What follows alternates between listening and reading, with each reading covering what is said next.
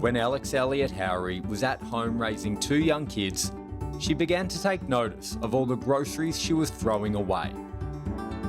I was just starting to think about, I'm going to the shops and I'm buying all this stuff and then they eat some of it and then, oh my God, so much goes into the bin. And then because I'm a bit obsessive and like research, I would lie in bed at night just being like, oh my God, I threw away a lettuce. What did the neighbours throw away? What did people 4 doors down throw away? And then I was like on top of the world just watching everyone's rubbish.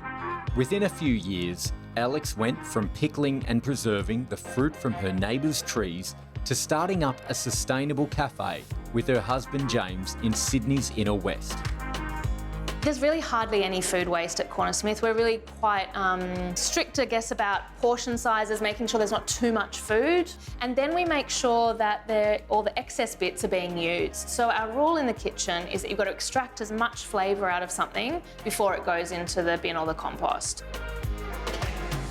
I feel like people don't realise that you can use all parts of vegetables. Yep. So did you know you can eat cauliflower leaves? I feel like it's a bit of a trick question to me because I'm also a foodie, but I would say the majority of my friends and family would rip this off and throw it out. They go like this and they chuck it in the bin. Yep. Same with leek tops, same with celery tops, same with fennel tops, beetroot leaves. Yes. The only thing you're not allowed to eat is rhubarb leaves. Yeah, they're poisonous. Yeah, so don't do that. But everything else is up for grabs. And this discolouring doesn't matter, does it? Well, so if it's brown and frizzled and all that, you still go for it? Is that brown and frizzled? I mean, I know it's not a beauty. Like, I'd probably take off anything that was slimy. Yep. Mould, obviously, get rid of. Give everything a really good wash, obviously, as well.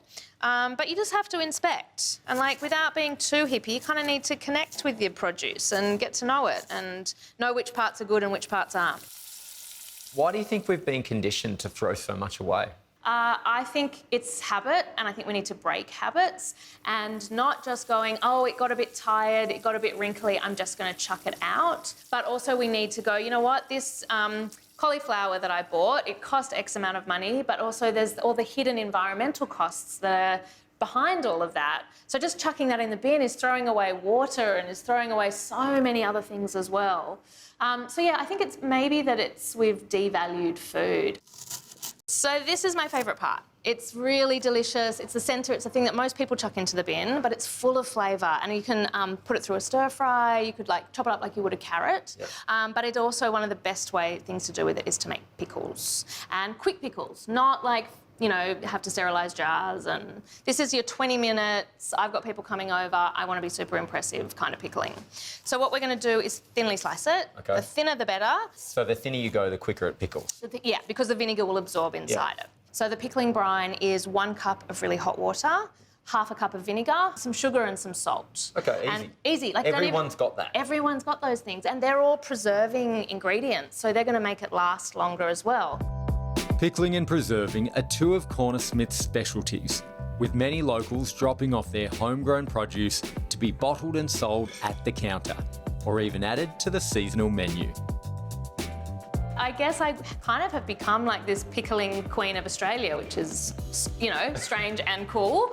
But I feel like it's a really important skill, and we need to take the nostalgia out of it and stop it being this kind of cutesy craft and make it a really practical skill in our contemporary kitchens that's going to stop food waste. So talk to me about the tops of veg. I usually cut them away. And chuck them in the bin, or the compost. I'm guilty. No, it's okay. Okay. We're just changing habits here. Yeah. Yeah, no shame, no guilt. So carrot tops have heaps of flavour, earthy, peppery, perfect for pesto making. I mean, pesto's a loose term, but we're going to blitz it up with some garlic, with some nuts, and make a really nice earthy green sauce with it. Give them a rough chop. A lot of people are afraid of the kitchen. They're a bit afraid of cooking, like it's all too hard. So sometimes I think we need to really simplify down those things to make people feel more confident and more empowered and like they can make better choices. Like if you just make carrot top pesto and that's your trick for a while, that's awesome. And then once you've got that down, then you might move on to the next thing and think, oh, I might do a little bit of pickling. There are some staggering stats out there. On average, Aussies throw out 1 in 5 shopping bags worth of food. Yes. That is a massive amount of food.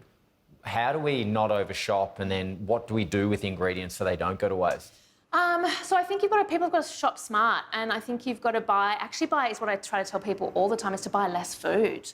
Because you go there and even at the farmers markets, you fall in love with like a big bunch of something, but are you actually going to use it? Probably not. So I think you've got to know like a little bit of meal planning without being completely rigid about it. I think our grandmothers and great-grandmothers, like you had, heaps of silver beets. So that's what you're eating. It's not like, oh, I feel like Thai tonight, and then tomorrow I'm cooking Moroccan. It's sort of like silver beets on the menu. And then you figure out a million different things to do with that.